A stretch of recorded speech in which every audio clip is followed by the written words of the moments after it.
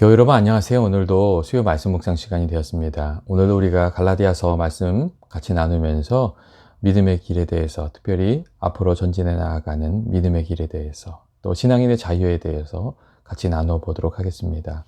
오늘 같이 나눌 말씀은 갈라디아서 5장 1절부터 6절까지 말씀입니다. 제가 읽어드리도록 하겠습니다. 그리스도께서 우리를 자유롭게 하려고 자유를 주셨으니 그러므로 굳건하게 서서 다시는 종의 멍에를 매지 말라.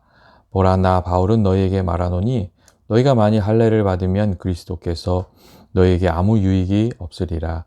내가 할례를 받는 각 사람에게 다시 증언하노니 그는 율법 전체를 행할 의무를 가진 자라. 율법 안에서 의롭다함을 얻으려고 하는 너희는 그리스도에게서 끊어지고 은혜에서 떨어진 자로다. 우리가 성령으로 믿음을 따라 의의 소망을 기다리노니 그리스도 예수 안에서는 할례나 무할례나 효력이 없으되 사랑으로서 역사하는 믿음뿐이니라. 아멘.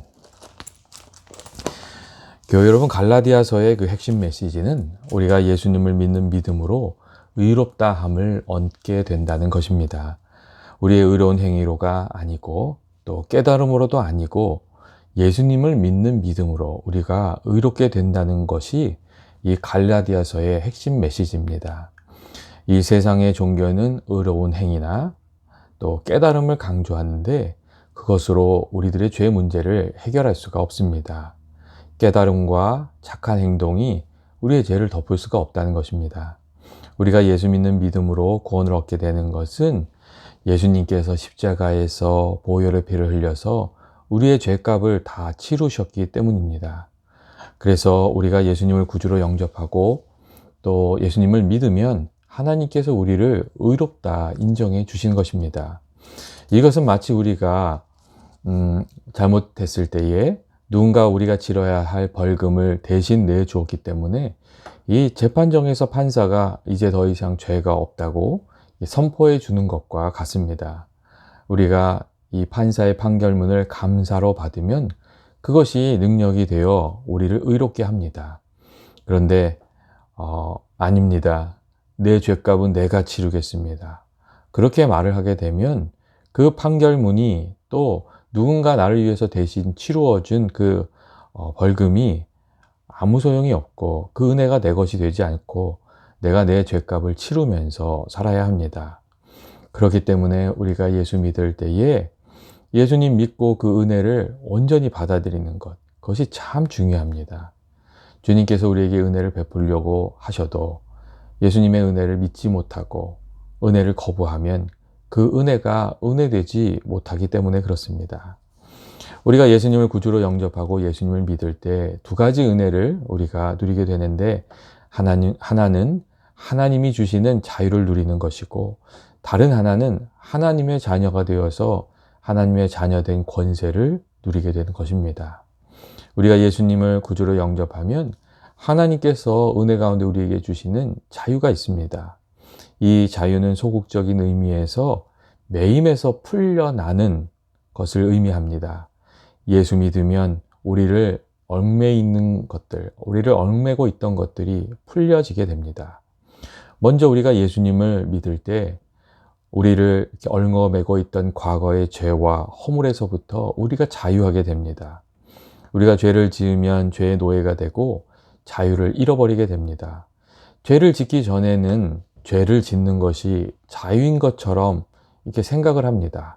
그런데 우리가 죄를 짓고 나면 그 죄의 권세가 얼마나 무서운 것인지, 그리고 죄가 우리들의 자유를 다 빼앗아 간다는 것을 우리가 알게 됩니다. 우리가 육체의 죄를 지으면 육체의 자유를 빼앗겨 버리고 우리가 영혼의 죄를 지으면 우리 영혼의 자유가 사라지게 됩니다. 죄를 짓고 나면 죄의 권세가 얼마나 지독한 것인지를 우리가 알게 됩니다. 죄 지은 자의 마음에는 자유함이 없습니다. 시간이 지난다고 해서 죄의 무게에서 벗어날 수 있는 것이 아닙니다. 오히려 시간이 지날수록 죄의 무게가 더 무거워지는 경우가 훨씬 많이 있습니다. 그래서 때때로 오래전에 지은 잘못에 대해서 회개하는 편지와 함께 잘못에 대한 대가를 치르려는 이들이 있습니다.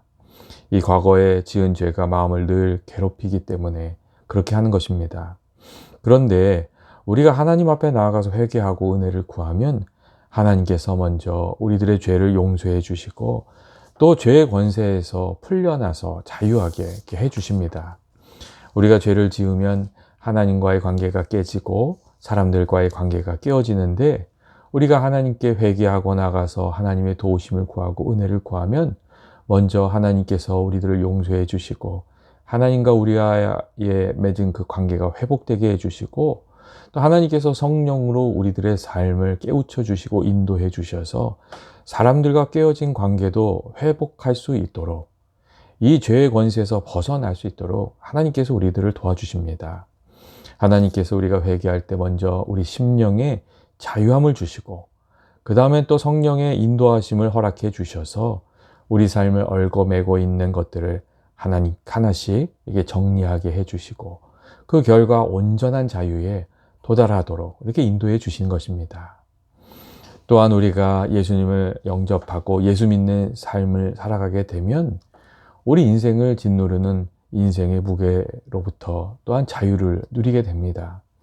우리가 예수님의 용서를 알게 되고 또 예수님의 사랑을 알게 되고 또 예수님과 함께하는 삶을 살면 우리를 억누르는 인생의 많은 문제로부터 우리가 자유하게 됩니다. 성경에 보면 주의 영이 거하시는 곳에는 자유함이 있다고 말씀하시지 않습니까? 우리가 예수님과 함께하면 우리들의 삶 가운데 정말 자유함이 찾아들게 됩니다. 사실 우리가 인생을 살아가면서 세상 짐에 얽매여서 살아가는 부분이 있습니다. 이 돈에 매이고 두려움에 매이고 근심에 매이고 또 우리를 어렵게 하는 일들에 우리 마음이 매여서 그렇게 살아갑니다. 어떻게 생각해 보면 우리가 인생의 수렁에 빠져서 이렇게 살아가고 있는 것이라고 이렇게 얘기할 수도 있겠습니다. 그런데 우리가 예수님을 만나면 예수님께서 우리와 함께 해주시고 우리가 이 예수 믿는 믿음으로 그러한 그 얽매이는 것을 끊어가면서 그렇게 살아갈 수 있도록 그렇게 해주신 겁니다. 사실 많은 이들이 예수님을 믿지만 이 돈 다음으로 하나님을 좋아하지 돈보다 하나님을 더 좋아하는 사람이 많지 않습니다. 그래서 많은 경우 이 신앙생활 하면서도 돈에 매여서 살아가는 경우가 많습니다. 그런데 우리가 정말 예수님을 만나게 되고 또 성령의 은혜를 경험하게 되면 돈보다 더 중요한 가치가 있다는 것을 알게 되고 우리 눈이 뜨이게 되고 비로소 돈의 권세에 묶이지 않는 삶을 살아가게 됩니다. 돈이 있어도 감사하고 돈이 없어도 감사하고 주님을 이렇게 섬기면서 그렇게 살아가게 됩니다. 반면에 우리가 예수님을 온전히 섬기지 않고 예수님이 우리 마음 가운데 없으면 돈이 있어도 돈에 묶여서 살고 또 돈이 없어도 돈에 묶여서 그렇게 살아가는 삶을 살아가게 됩니다. 또한 많은 이들이 근심 걱정에 매여서 또 두려움에 사로잡혀서 살아갑니다. 험한 인생, 불확실한 인생을 살아가기 때문에 근심에 매이고 두려움에 눌리게 됩니다. 특별히 우리 자신의 부족함과 약함을 경험하게 되면 더욱더 그렇게 됩니다. 이 하루하루가 걱정이고 근심이고 무엇인가 의지하고 싶고 그렇게 되는 것입니다.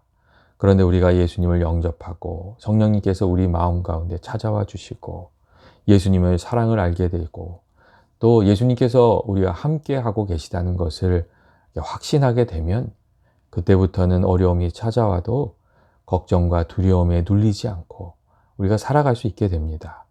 걱정과 근심이 찾아올 때도 예수님을 바라보면 우리 마음에 소망이 생기고 또 예수님께서 우리의 소망이 되어 주셔서 담대한 마음으로 낙심하지 않고 살아가게 되는 것입니다. 예수 믿는 믿음이 소망이 되고 또 예수님을 의지할 때 우리들의 인생을 힘들게 하는 것들을 우리가 이겨낼 수 있고 그것으로부터 또 자유할 수 있게 됩니다. 예수님께서 우리의 힘이 되어 주시고 또 예수님께서 우리를 지켜주신 것을 믿는 믿음 안에서 우리가 담대하게 살아가게 되기 때문에 그렇습니다.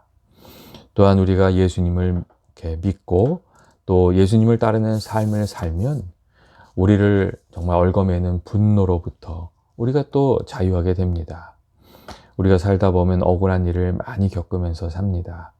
이 사람들과 함께 살다가 이렇게 살다 보면 마음에 상처를 입게 되고 또 그렇게 되면 마음에 분노가 쌓이게 되고 때로는 분노의 노예가 돼서 살아가게 되는 경우도 많이 있습니다. 예상외로 사람들을 만나보면 그 마음 가운데 분노가 이렇게 있는 이들이 참 많이 있습니다. 어려서부터 이 부모님께 받은 상처 때문에 평생 마음의 분노를 안고 이렇게 살아가는 이들이 있습니다. 부모의 말이나 행동에 상처를 받은 이들이 계속해서 그 상처에 매여서 살아가는 것입니다. 그 상처가 계속해서 자신과 다른 사람과 맺는 그 관계에 영향을 미칩니다. 이 부모님께 받은 상처가 큰 사람들 중에는 자기보다 나이가 많은 분들을 불편해하고 관계를 잘 맺지 못하고 살아가는 일들도 많이 있습니다. 또한 다른 사람들에게 받은 상처 때문에 마음의 문을 닫고 고통을 당하면서 살아가는 이들도 있습니다. 그런 이들에는 그런 사람들의 마음속에는 이게 숨겨져 있는 분노가 있습니다. 예전에 남편에게 배신을 당하고 계속해서 분노 속에 살아온 그 집사님이 한 분 계셨습니다. 그런데 그분이 어느 날부터 속병을 앓기 시작하셨고 병원을 여기저기 다 다니는데도 그 병이 잘 낫지 않았습니다. 그분이 몇 년간 고생하시다가 하루는 목사님을 찾아오셨고 억울한 마음을 막 쏟아 놓으셨습니다. 이 바람을 피고 자신과 이혼한 남자가 그 다른 여자를 만나서 너무 행복하게 사는 모습이 너무 화가 난다는 그런 이야기를 많이 하셨습니다. 목사님은 그분이 화가 나서 하시는 그 쏟아 놓으신 이야기를 한동안 들으셨고 계속해서 듣기만 하시다가 나중에 이렇게 권면을 하셨다고 합니다. 집사님, 그래도 이제 용서하고 놓아주세요. 집사님이 더 이상 과거의 상처에 붙들려 있지 마세요. 그렇게 집사님에게 권면을 했다고 합니다. 그 이야기를 들으신 집사님은 펑펑 울면서 이제는 그래야 되겠다고 그렇게 말씀하셨고 같이 용서하기로 하고 같이 기도하고 그분이 돌아가셨습니다. 그런데 신기하게도 얼마 후에 집사님을 그렇게 괴롭히던 속병이 싹 나았다고 합니다. 그 마음속에 품고 있던 분노가 그 집사님의 몸을 아프게 하고 또 그 집사님을 괴롭히고 있었던 것이었습니다. 우리가 예수 믿고 주님과 함께 하는 믿음의 삶을 시작하면 하나님께 성령을 통해서 우리에게 이렇게 지시하시는 것, 가르치시는 것, 그런 것들이 있습니다. 때로는 하나님께서 회개하라고 하시고, 때로는 하나님께서 용서하라고 하시고, 때로는 하나님께서 주의 말씀대로 살아보라고 그렇게 말씀을 하십니다. 하나님께서 우리를 그렇게 가르치시는 이유는 우리가 과거의 그 사슬에부터 이렇게 풀려나고 온전히 자유를 누리게 하려고 하시는 것입니다. 특별히 용서하라고 하시는 이유가 무엇이겠습니까? 우리가 분노에 매여서 분노에 노예되어 우리 자신을 해치면서 살아가는 것을 예수님께서 원치 않으시기 때문에 그렇습니다. 또한 우리가 이 하나님의 사랑을 깊이 깨닫게 되면 이 용서하지 못했던 것들이 많이 용서가 됩니다. 우리의 죄가 깨달아지고 주님의 은혜가 깨달아지고 우리의 마음이 겸손해지면 이 다른 사람들에게 조금 넉넉해지는 그런 부분이 있습니다. 우리가 1만 달란트 탕감받은 사람이란 것을 깨닫게 되면 100데나리온 빚진 사람을 만날 때 좀 넉넉히 용서가 되는 것입니다. 또한 성령 충만해지면 용서가 되고 또 이해가 됩니다. 이 주님의 사랑으로 충만해지면 주님의 말씀으로 충만해지고 성령으로 충만해지면 우리 마음이 좀 넉넉해집니다. 이 사랑하는 이에게 청혼을 받고 그 마음에 기쁨이 있는 사람은 이 길을 가다가 사람이 좀 치고 갔다고 해서 그게 화를 내지 않습니다.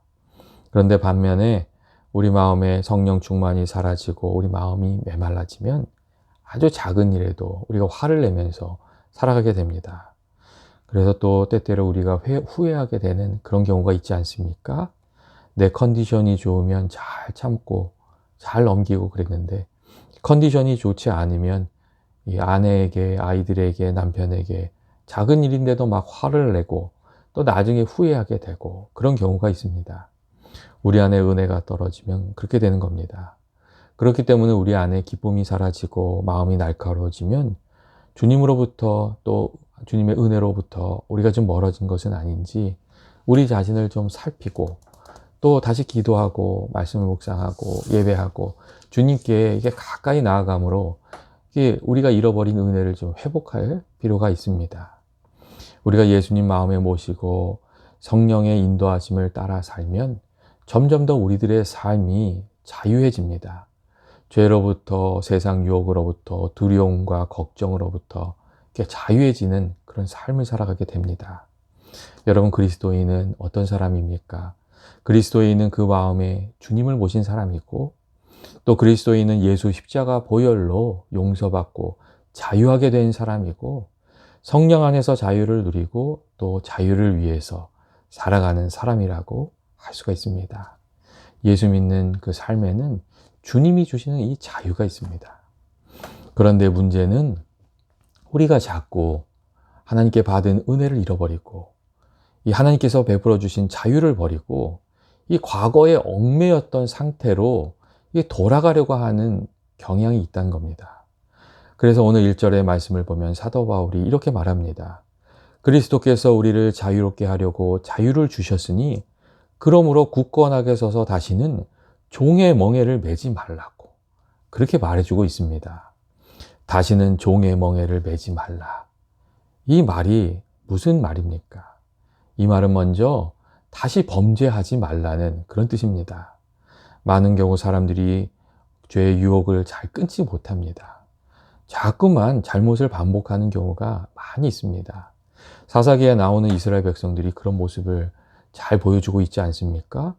죄를 범하고 혹독한 죄의 대가를 치르고도 모자라서 얼마 지나지 않아 다시 그 같은 죄를 반복하는 어리석은 모습을 그들이 보여주고 있습니다. 그런데 우리들에게도 사실 그런 어리석음이 있습니다. 예수님을 자꾸 십자가에 못 박는 그런 잘못을 저지르는 경우가 있습니다. 그렇기 때문에 우리가 늘 깨어서 그 죄의 유혹을 이겨내는 것이 좀 필요합니다. 이 우리들의 삶 속에 믿음의 싸움이 있기 때문에 또한 그렇습니다. 또한 이 종의 멍에를 매지 말라는 그 말에는 예수 십자가의 복음을 따르고 성령을 따르고 주님의 말씀을 따라서 살고 율법을 따라 살지 말라는 그런 의미가 담겨 있습니다. 우리가 믿음을 버리고 율법으로 돌아가면 하나님께서 성령 안에서 은혜로 이루어 가시는 그 복된 삶과 또 그리스도인의 자유를 다 잃어버리게 됩니다. 여러분, 율법으로 산다는 것이 무엇입니까? 율법으로 산다는 것은 하나님과의 관계는 생각하지 않고 그건 살피지 않고 그것은 다 잃어버리고 그냥 규칙을 따라서 규칙을 지키듯이 그렇게 사는 것을 말합니다. 율법으로 사는 사람은 자신이 정한 규칙을 지키면서 살기 때문에 자신이 의롭게 사는 줄 알고 삽니다.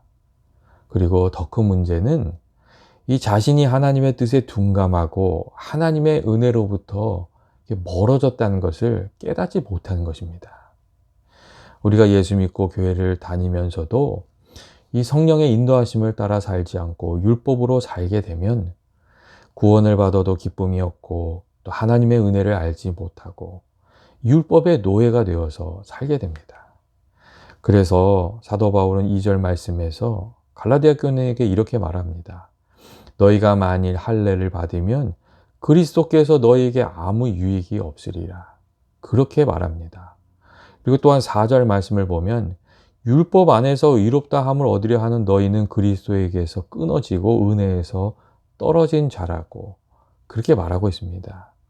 사도 바울이 무엇을 경고하고 있는 것입니까? 하나님과의 관계를 살피지 않고 예수님께서 보여주신 방법으로 살지 않고 율법이 제시하는 방법으로 세상이 말하는 방식으로 그렇게 살아가는 이는 예수님과 상관이 없는 사람이라고 그리고 은혜에서 끊어진 사람이라고 그렇게 말해주고 있는 것입니다. 우리는 이렇게 이쪽 방법도 쓰고 저쪽 방법도 쓰고 양다리 걸치는 방법으로 이렇게 살려고 하는 경우가 많이 있습니다. 그런데 믿음의 길은 그렇게 할 수가 없다는 것입니다. 예수님께서도 두 주인을 섬길 수 없다는 말씀으로 하나님을 따르든지 세상을 따르든지 하나를 해야 된다고 그렇게 말씀하셨습니다. 이 세상의 방법을 따르면서 예수님을 주님으로 모시고 성령님의 인도하심을 따라서 살 수가 없는 것입니다. 그렇게 되면 은혜로부터 끊어진 삶이 되는 것입니다. 그렇기 때문에 오늘 말씀은 그리스도께서 우리에게 자유를 주셨으니 그러므로 굳건하게 서서 다시 종의 멍에를 매지 말라고 그렇게 말씀해 주고 있습니다.